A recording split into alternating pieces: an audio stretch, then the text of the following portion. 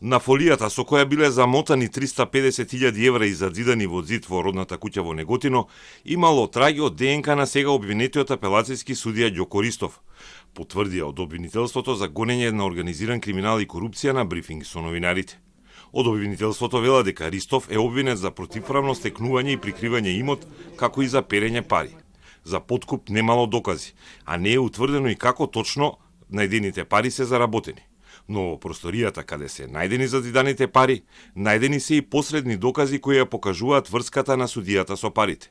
Во куќата на Ристови во Неготино имало и ливчиња со броеви на предмети во кои бил инволвиран Ристов, а од обвинителството вела дека судијата имал комуникации и разговори со лица за кои одлучувал.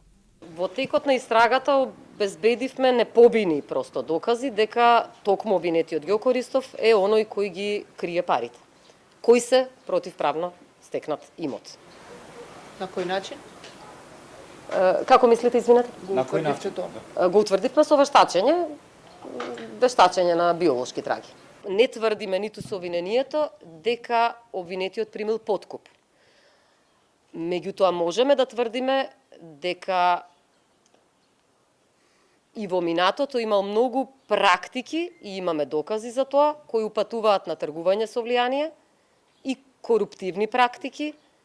Обвинителката Хаџи Василева рече дека обвинителството продолжува со проверка на сомнежи за други кривични дела поврзани со обвинетиот судија, но досега не нашле кривична поврзаност на Ристов со други судии и колеги со негови блиски роднини.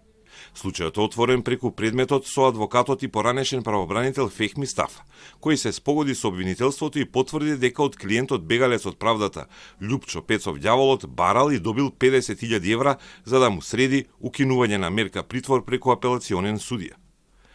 Парите на Стафа не се поврзани со парите најдени во зид, рекоа од обвинителството. И бегалецот Пецов телефонски го пријавил Ристов дека му барал пари за подобри во наводници правни одлуки во негова корист. Обвинителството нема да ги повика ниту Стафа, ниту Ѓаволот како сведоци, бидејќи смета дека има доволно докази да се потврдат двете дела на суд.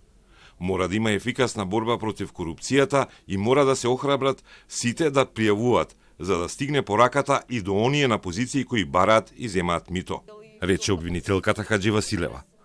Би требало да значи дека ние се обидуваме и даваме се од себе да застанеме на патот на корупцијата, која навистина добива системски размери, тоа е нотирано во повеќе извештаи и сме сведоци на тоа, да ги охрабриме, да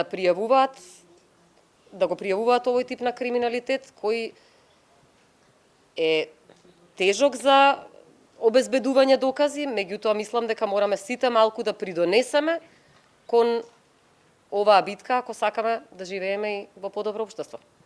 Од обвинителството тврдат дека и во предистрагата, и во првичниот исказ на обвинетиот Ристов се проверени наводите, дека парите се добиени од продажба на нива, при што нема никакви докази или документи за таква трансакција.